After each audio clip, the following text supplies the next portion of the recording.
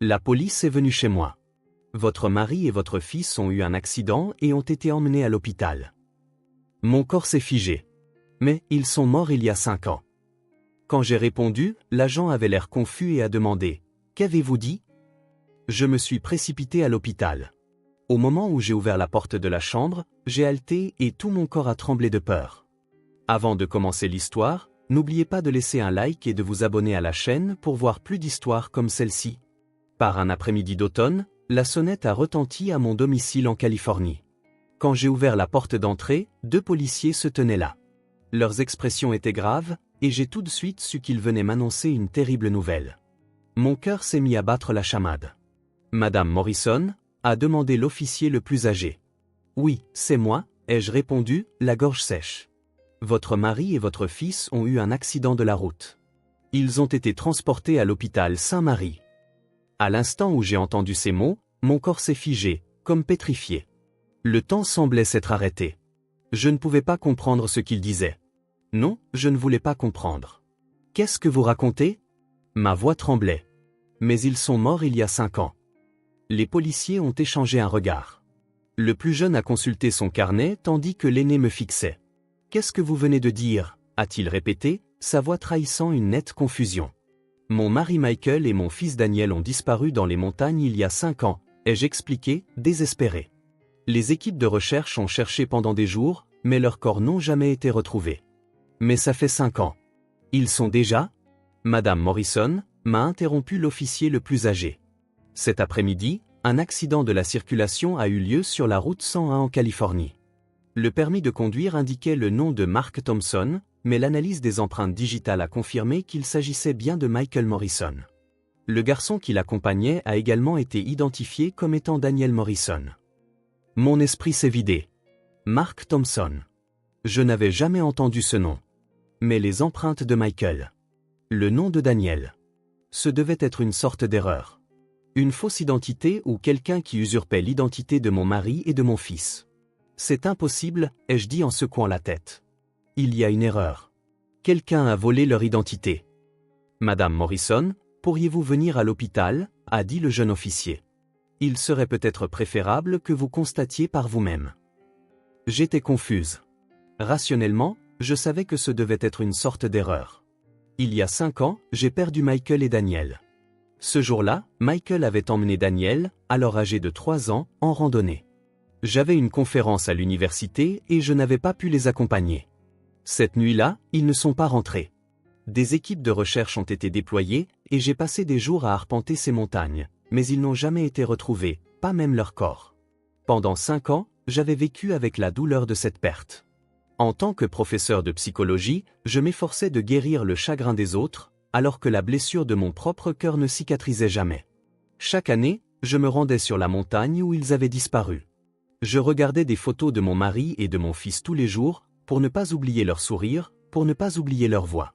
Mais maintenant, la police disait qu'ils étaient en vie. D'accord, ai-je dit. Je vais à l'hôpital. Pendant le trajet, mon esprit était en ébullition. Et si c'était vraiment eux ? Et si un miracle s'était produit et qu'ils avaient été en vie quelque part pendant 5 ans ? Mais comment cela serait-il possible ? Pourquoi n'y avait-il eu aucun contact pendant tout ce temps ? Pourquoi réapparaître maintenant ? En arrivant à l'hôpital, une infirmière m'a conduite à la chambre. En marchant dans le long couloir, mes jambes tremblaient. Je pouvais à peine respirer. Je me suis arrêté devant la porte. J'étais terrifié par ce qui se trouvait derrière. Prenant une profonde inspiration, j'ai posé la main sur la poignée. Lentement, j'ai ouvert. À l'intérieur se trouvaient 2 lits. Dans l'un, un homme couvert de bandages. Dans l'autre, un petit garçon.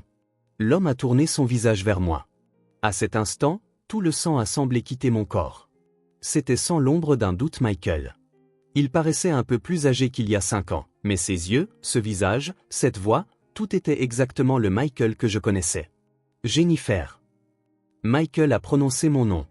Je ne pouvais ni parler, ni bouger. Était-ce un rêve ou avais-je perdu la raison ? Puis j'ai regardé le plus petit lit. Le garçon me fixait. Daniel, qui avait 3 ans il y a 5 ans. Le visage qui devait maintenant être celui d'un enfant de 8 ans était bien là. Maman, a doucement murmuré le garçon. Mes genoux ont failli se dérober. L'infirmière m'a rapidement soutenu le bras. Était-ce réel? Mon mari et mon fils, que je croyais morts, respiraient juste devant moi. Ils étaient en vie. À quoi avaient servi mes 5 dernières années? Les larmes que j'avais versées, la douleur de la perte que j'avais portée. Tout semblait s'effondrer en un instant, et tout ce que je pouvais faire, c'était rester là, debout. Dans la chambre d'hôpital, je me suis effondré sur une chaise. L'infirmière m'a apporté de l'eau, mais mes mains tremblaient si fort que je ne pouvais pas tenir le verre. Les personnes en face de moi étaient bien Michael et Daniel. Ce n'était ni une hallucination, ni un rêve. Ils étaient vraiment là. Jennifer, a répété Michael. Il y avait une hésitation dans sa voix, quelque chose comme de la culpabilité qui transparaissait. Qu'est-ce que c'est que tout ça? Ai-je finalement réussi à articuler. Vous avez disparu dans les montagnes il y a 5 ans. J'ai été? Les mots ne sortaient plus. Un policier est entré dans la pièce.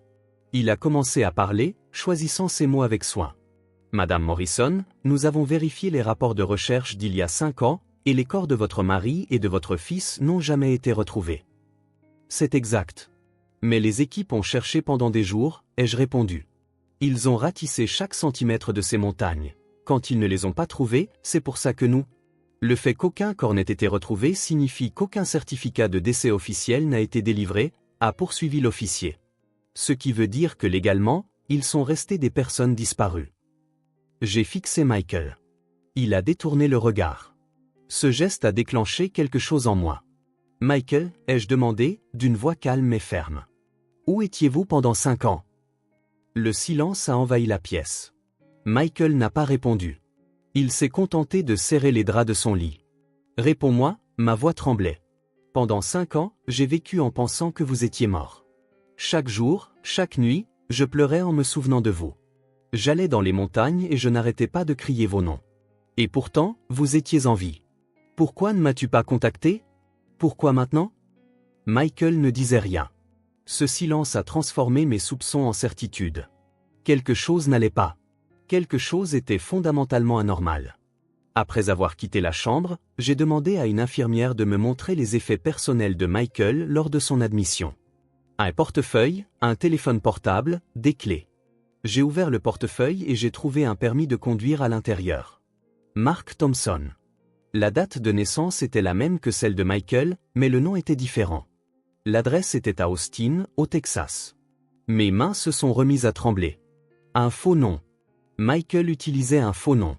Pourquoi? Pourquoi mon mari avait-il de faux papiers? J'ai pris le téléphone portable. Il était verrouillé et je ne pouvais pas l'ouvrir, mais un numéro de contact d'urgence s'affichait à l'écran, Lisa.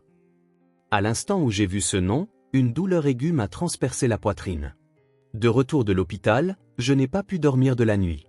Le silence de Michael, le faux permis de conduire, le nom Lisa. Tout me disait quelque chose. Mais je ne voulais pas y croire. Si j'y croyais, le sens de ces 5 années s'effondrerait. Le lendemain matin, j'ai pris une décision. Je devais découvrir la vérité par moi-même. J'ai appelé l'université pour annuler mes cours pour un certain temps. Puis j'ai contacté un détective privé qu'un ancien collègue m'avait recommandé. Il s'appelait Robert Chen. Son bureau était en ville et je m'y suis rendu en début d'après-midi. Professeur Morrison m'a accueilli Robert. J'ai eu un aperçu de la situation au téléphone. Votre mari et votre fils ont été retrouvés après 5 ans. Mais quelque chose ne va pas, ai-je dit. Mon mari utilisait un faux nom. Il avait un permis au nom de Mark Thompson et une adresse au Texas. J'ai donné l'adresse à Robert. Il a pris des notes avec une expression sérieuse. Compris. Je vais enquêter sur cette adresse et sur les noms de Michael Morrison et Mark Thompson. Je vous contacterai dès que je trouverai quelque chose. 3 jours plus tard, Robert a appelé. Sa voix était tendue. Professeur Morrison, il faut que je vous voie. Pouvez-vous venir à mon bureau aujourd'hui? Quand je suis arrivé, Robert avait posé une grande enveloppe sur son bureau. Il a pris une profonde inspiration avant de parler. Professeur Morrison, ce que je vais vous montrer est assez choquant. Préparez-vous. Il a sorti des photos de l'enveloppe. Dès la première, mon cœur a failli s'arrêter. C'était Michael. Mais il n'était pas seul. À côté de lui, une jeune femme blonde souriait. Ils étaient assis sur un banc de parc, penchés l'un contre l'autre avec intimité. Qui est cette femme? Ai-je demandé d'une voix tremblante. Elle s'appelle Lisa Carter. Jusqu'à il y a 5 ans, elle travaillait comme secrétaire dans le cabinet d'architecture de Michael Morrison. Secrétaire.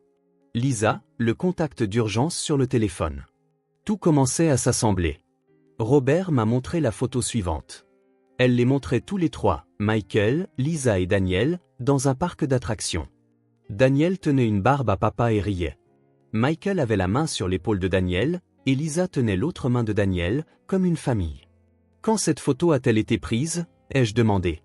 Il y a 3 mois, a répondu Robert.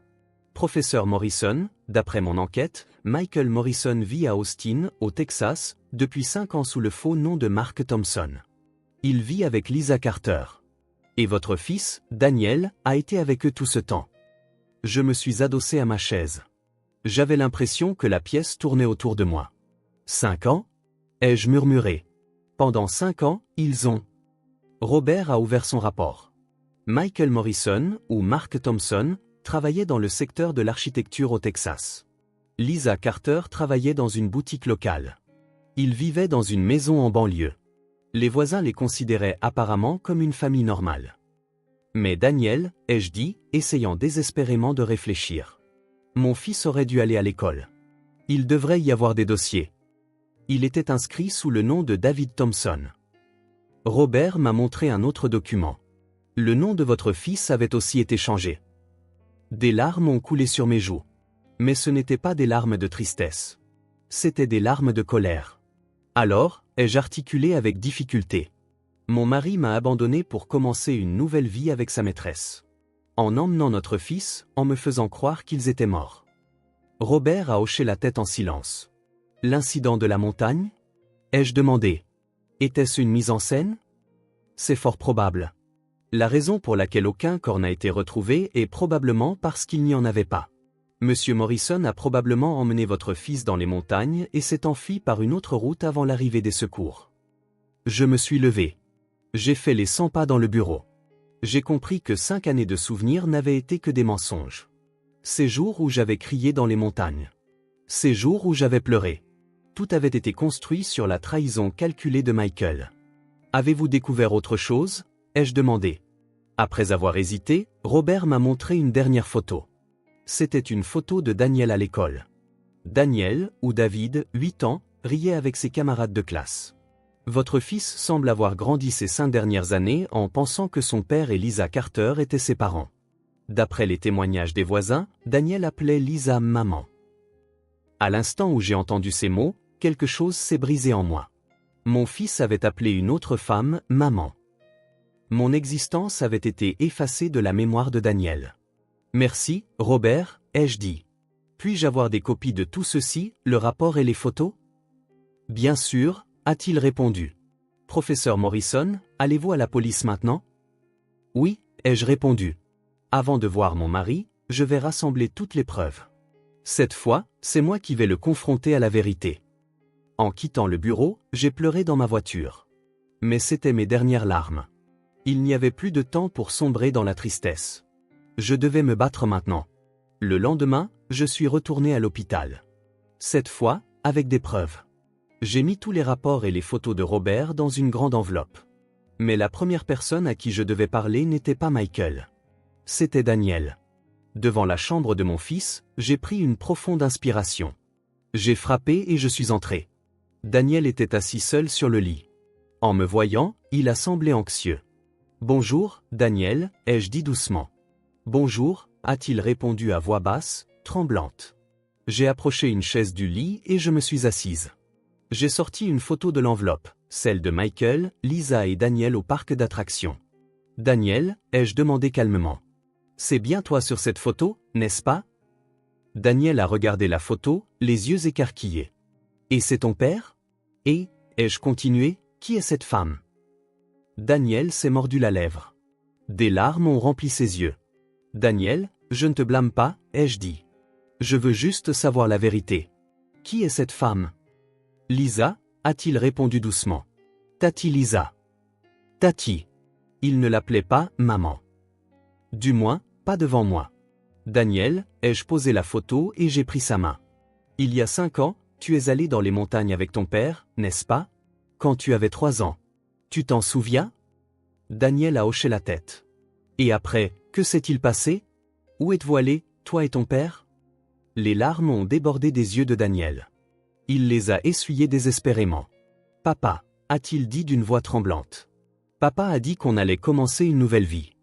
Je ne comprenais pas vraiment, mais j'ai suivi papa.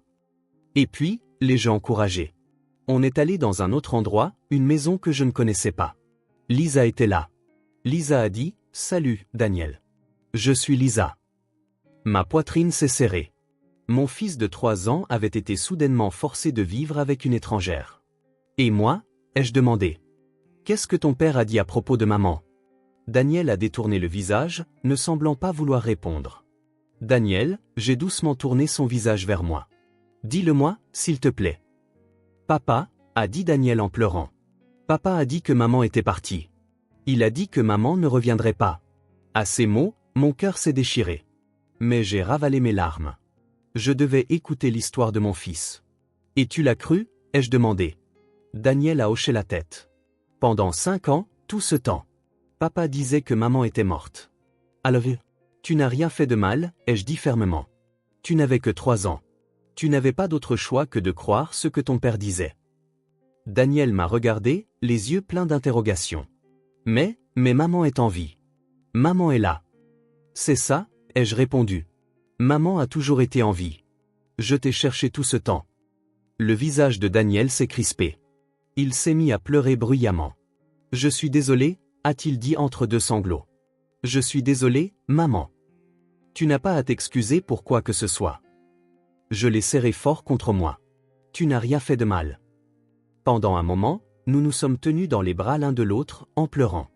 J'avais l'impression que le fossé de 5 ans se comblait peu à peu. Quand Daniel s'est calmé, j'ai demandé à nouveau. Daniel, peux-tu me parler de l'accident? Que s'est-il passé? Il a pris une profonde inspiration, puis il a commencé à parler. La semaine dernière, j'ai utilisé un ordinateur à l'école, a-t-il dit. La maîtresse nous a dit de faire des recherches sur Internet. Et alors, les gens encouragés. J'ai soudain pensé, et si je cherchais le nom de maman? Papa disait que maman était morte, mais peut-être que je pourrais trouver quelque chose. Mon cœur battait à tout rompre. Alors j'ai tapé Jennifer Morrison, a continué Daniel. Et la photo de maman est apparue. La page d'une professeure d'université. Une photo de maman qui souriait. Quand tu as vu ça, ai-je demandé, qu'as-tu pensé? Au début, je n'y croyais pas, a dit Daniel. Mais c'était maman. C'était vraiment maman. Il y avait aussi un numéro de téléphone et une adresse. Maman n'était pas morte. J'ai su que papa m'avait menti. Alors, qu'as-tu fait? Ai-je demandé. Je suis rentré à la maison et je l'ai dit à papa. J'ai dit, j'ai trouvé maman. Maman est en vie. La voix de Daniel a tremblé. Mais papa s'est mis en colère. Très en colère. Il a crié, ce n'est pas ta mère. Ta mère est morte. J'ai serré les poings. Michael avait essayé de continuer à mentir jusqu'au bout. Mais je savais, a dit Daniel. Je savais que papa mentait. Il s'est étranglé avec ses mots. J'ai serré sa main. Alors je suis parti de la maison, a-t-il poursuivi. Je voulais aller trouver maman. Je voulais voir maman.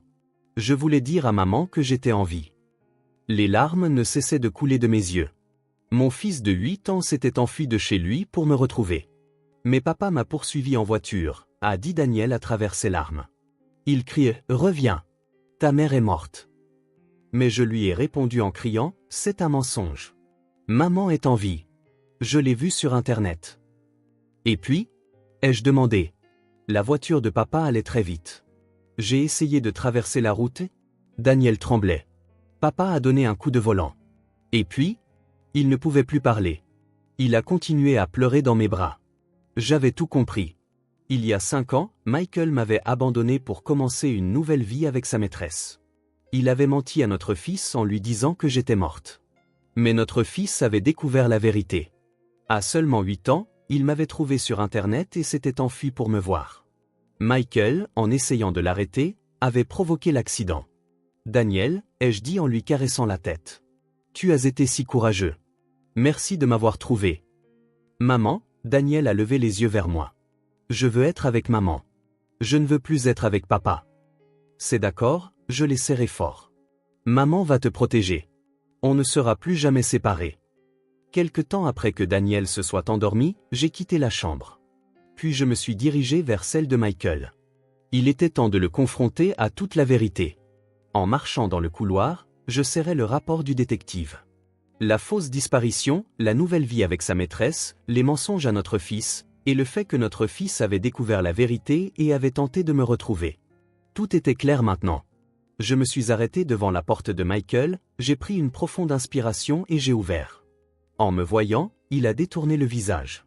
Il savait qu'il ne pouvait plus rien cacher. « Il faut qu'on parle, Michael », ai-je dit froidement. « Tu vas tout me raconter sur ces 5 années de mensonges. » Je me suis assise sur une chaise, j'ai sorti les photos et les rapports de l'enveloppe, et je les ai étalés sur son lit. Michael ne disait rien, figé sur place. J'ai dit d'une voix calme mais tranchante, « Tu vivais avec une autre femme au Texas, en me faisant croire que tu étais mort. » Michael a détourné le regard. « Regarde ça », ai-je dit en lui mettant les photos sous le nez. « C'est ta nouvelle vie avec Lisa Carter et mon fils, comme une famille heureuse. » A finalement dit Michael. « Écoute-moi. » T'écouter, ai-je ri froidement. Toi qui n'as pas écouté mes paroles pendant 5 ans, tu me demandes de t'écouter maintenant? Ce n'est pas comme ça, a-t-il dit. Il y avait des circonstances. Des circonstances? Je me suis levé. Pourquoi ne me parlerais-tu pas de tes circonstances? Mais d'abord, laisse-moi confirmer une chose. L'incident de la montagne, c'était une mise en scène, n'est-ce pas? Michael est resté silencieux. Ce silence était la réponse. J'appelle la police, ai-je dit. Ou tu me dis tout toi-même? Michael a expiré profondément. Puis il a commencé à parler lentement. Lisa et moi, nous avions une relation depuis 3 ans avant. Non, en fait, ça faisait 6 ans, depuis qu'elle avait commencé à travailler comme secrétaire dans mon entreprise. Mes poings tremblaient. 6 ans.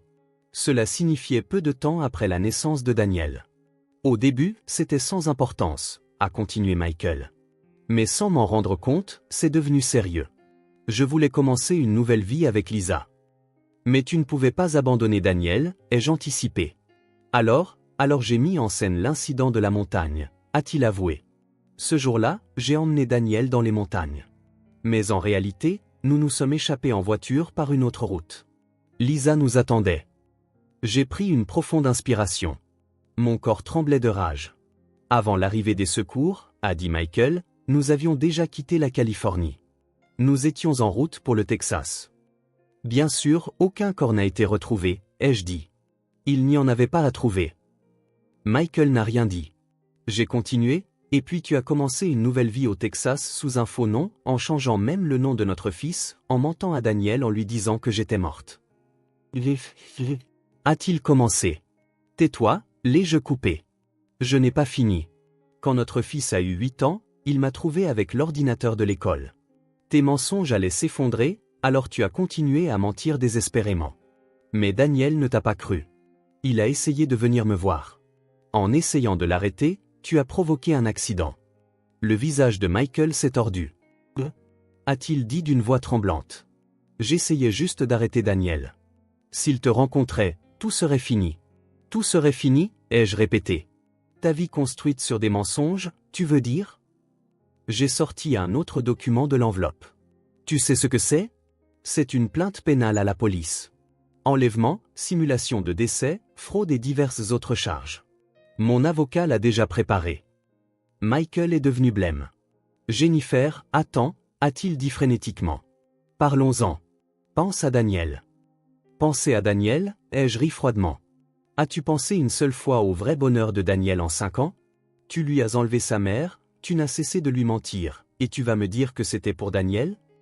J'aime Daniel, a dit Michael. De l'amour, ai-je secoué la tête. Si tu l'aimais, tu ne lui aurais pas enlevé le droit de voir sa mère. Si tu l'aimais, tu ne lui aurais pas menti. Ce que tu as fait à Daniel, ce n'était pas de l'amour. C'était du contrôle. Je me suis dirigé vers la porte. La police va bientôt arriver, ai-je dit en me retournant. Je te recommande de tout leur dire. Oh, et tu ferais mieux de contacter Lisa Carter aussi. Elle sera accusée de complicité d'enlèvement. Jennifer, a crié Michael. S'il te plaît, donne-moi une autre chance. Je me suis arrêté sur le seuil. Une chance, ai-je dit doucement. Il y a 5 ans, tu m'as enlevé toute chance. Toute chance d'être une épouse, un père. Pourquoi devrais-je te donner une chance maintenant? J'ai quitté la chambre. Dans le couloir, j'ai fait un signe de tête aux policiers qui attendaient déjà. Ils sont entrés. Plusieurs semaines plus tard, le procès a commencé. J'ai témoigné à la barre sur tout ce qui s'était passé ces 5 dernières années. La tristesse de la perte, les nuits passées à pleurer, les jours à retourner dans les montagnes. Et le choc et la colère en apprenant la vérité. Le détective privé Robert Chen a également été appelé comme témoin. Il a soumis des rapports d'enquête détaillés et a révélé les agissements de Michael. Les archives de sa vie au Texas, l'utilisation d'un faux nom, sa vie avec Lisa Carter. Tout a été admis comme preuve. Puis Daniel a témoigné. Mon fils de 8 ans, bien que nerveux, a parlé clairement avec ses propres mots. Papa m'a menti, a-t-il dit. Il a dit que maman était morte, mais maman était en vie. J'ai trouvé maman avec l'ordinateur de l'école. Maman était professeure à l'université. J'ai vu sa photo. Un silence s'est fait dans la salle. Quand j'ai dit à papa que j'avais trouvé maman, a continué Daniel, papa s'est mis en colère. Il a dit, ce n'est pas ta mère. Mais je savais. Je savais que papa mentait. Alors, qu'as-tu fait? A demandé doucement le procureur. Je suis parti de la maison, a répondu Daniel. Je voulais aller voir maman. Mais papa m'a poursuivi en voiture et... La voix de Daniel a tremblé. Depuis le public, j'ai souri à mon fils. Daniel m'a regardé et a semblé se calmer un peu. Papa conduisait très vite, a-t-il repris, en essayant de m'arrêter. C'est là que l'accident est arrivé. Une dernière question, a dit le procureur. Avec qui veux-tu vivre? Ton père ou ta mère? Daniel a répondu sans hésiter, maman. Je veux vivre avec maman. Michael, sur le banc des accusés, a baissé la tête, ses épaules secouées de tremblement. Le procès de Lisa Carter s'est déroulé en même temps. Elle a pleuré et sangloté au tribunal. Je ne savais pas, a-t-elle dit. Je ne savais pas que ça en arriverait là. Le procureur a répliqué, vous saviez que Michael Morrison était marié et avait un enfant, n'est-ce pas? Oui, mais, a dit Lisa. Vous étiez au courant de son plan d'abandonner sa famille pour s'enfuir avec vous, n'est-ce pas? Oui, a répondu doucement Lisa. En d'autres termes, vous étiez complice, a conclu le procureur. Le jour du verdict, le juge a annoncé d'une voix sévère, je condamne l'accusé, Michael Morrison, à 20 ans de prison pour enlèvement, simulation de décès et fraude. Un murmure a parcouru la salle d'audience. Je condamne l'accusé, Lisa Carter, à 15 ans de prison pour complicité d'enlèvement. Lisa s'est effondrée en larmes. Michael a écouté le verdict sans expression. De plus, a poursuivi le juge, j'ordonne la saisie de tous les biens de l'accusé Morrison et le versement d'1 million de dollars à la plaignante, Jennifer Morrison, à titre de dommages et intérêts. J'annule également l'autorité parentale de l'accusé Morrison sur Daniel Morrison et interdis tout droit de visite. J'ai expiré profondément. La bataille de 5 ans était enfin terminée. En quittant le tribunal, Michael m'a appelé. Jennifer. Je me suis retourné. Je suis désolé, a-t-il dit. Je n'ai pas répondu. J'ai juste pris la main de Daniel et j'ai quitté la salle. Il n'y avait plus besoin de regarder en arrière. Tout ce que j'avais à faire, c'était de regarder vers l'avant. 1 an s'est écoulé depuis le verdict. Daniel et moi avons commencé une nouvelle vie dans une maison d'un quartier calme de Californie. Pas celle où nous vivions avant, mais un nouvel endroit. Je voulais un nouveau départ, sans être lié aux ombres du passé. Daniel a commencé l'école primaire locale. Les premiers mois ont été difficiles. Combler le fossé de 5 ans n'était pas facile. Il faisait parfois des cauchemars. Il se réveillait en pleurant au milieu de la nuit, m'appelant. Dans ces moments-là, j'allais dans sa chambre et je restais avec lui jusqu'au matin. Tout va bien maintenant, lui ai-je répété de nombreuses fois. Maman est là. Je ne te laisserai plus jamais partir. Peu à peu, Daniel a retrouvé le sourire. Il s'est fait des amis à l'école. Il a rejoint l'équipe de football. Le week-end, nous allions ensemble au parc et regardions des films. Des jours ordinaires mais irremplaçables. J'ai repris mes cours à l'université. J'ai choisi des thèmes différents d'avant, la perte et la reconstruction, la trahison et le pardon, et surtout, l'espoir. Je parlais de ma propre expérience d'un point de vue académique. Beaucoup d'étudiants se sont sentis concernés. Certains avaient vécu des expériences similaires. J'espérais que mon histoire pourrait leur offrir ne serait-ce qu'un peu d'espoir.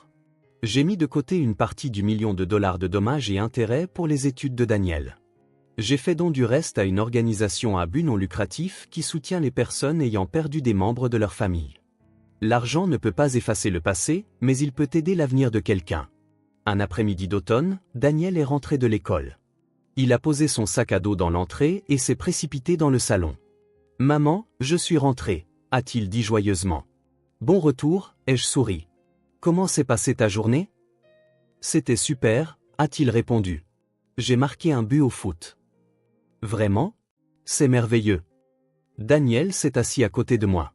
Il avait une expression un peu sérieuse. « Maman », a-t-il dit. « Je suis heureux. » À ces mots, les larmes me sont montées aux yeux. Mais ce n'étaient pas des larmes de tristesse. C'étaient des larmes de joie. Moi aussi, je l'ai serré dans mes bras. « Je suis si heureuse d'être avec toi. »« Maman », Daniel a levé les yeux vers moi. « Merci de m'avoir cherché, de ne pas m'avoir abandonné. »« Bien sûr que non », ai-je caressé sa tête. « Tu es mon précieux fils. » En regardant par la fenêtre, le coucher de soleil commençait. Une lumière orange illuminait doucement le salon. Il y a 5 ans, je pensais avoir tout perdu. Mais maintenant, j'avais tout retrouvé. Non, j'avais gagné plus que ça. Le lien avec mon fils était devenu beaucoup plus fort qu'avant. Et moi-même, j'étais devenue plus forte. La douleur du passé ne disparaît pas. Mais je peux vivre avec cette douleur. Et au-delà, je peux trouver un nouveau bonheur. Je l'ai appris par moi-même. Daniel, ai-je dit, et si on allait quelque part demain ? Juste tous les deux. Vraiment ? Ses yeux se sont illuminés. On va où ? Que dirais-tu de l'océan ? On pourra jouer sur la plage et manger de délicieux fruits de mer. Je veux y aller, a-t-il répondu joyeusement. Le lendemain, nous sommes allés à l'océan. Ciel bleu, nuages blancs et la mer immense. Daniel a couru sur la plage et a joué avec les vagues. Son rire résonnait dans la brise marine. En le regardant, j'ai pensé, c'est ça, ma vie. Une vraie vie, que j'ai atteinte après avoir surmonté toute la douleur du passé et la trahison. Le soir, sur le chemin du retour, Daniel a dit d'une voix endormie, « Maman, c'était la meilleure journée de ma vie. » Oui, ai-je répondu. On va créer plein de merveilleuses journées comme celle-ci à partir de maintenant. Ouais, a-t-il souri en fermant les yeux. J'ai continué à conduire, le regard droit devant. La route s'étendait devant nous. Je ne sais pas quelles difficultés nous attendent, mais je n'ai plus peur. Tant que je marche avec mon fils, je peux surmonter n'importe quel chemin. C'est avec cette conviction que nous continuons à avancer dans notre nouvelle vie, un pas à la fois.